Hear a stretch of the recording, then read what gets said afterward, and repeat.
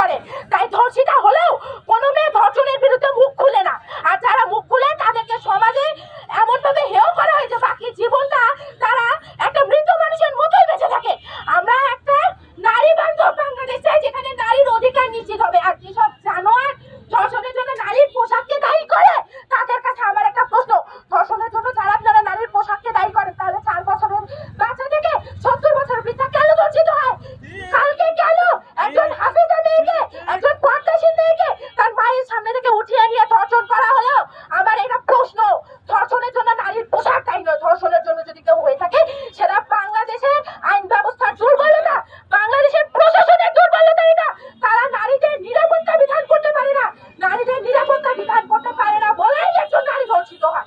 24-এর একজন সক্রিয় আন্দোলনকারী হিসেবে আমার প্রধান দাবি হচ্ছে ধর্ষকদের জনসম্মুখে মৃত্যুদণ্ডের ব্যবস্থা করা হোক।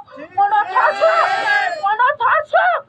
ধর্ষক অ্যারেস্ট হবার পর সে যেন জামিনে মুক্তি না পায়। আমরা দেখেছি ধর্ষণ করার পর সে জামিনে মুক্তি পেয়ে পুনরায় একজন এসএসসি শিক্ষার্থীকে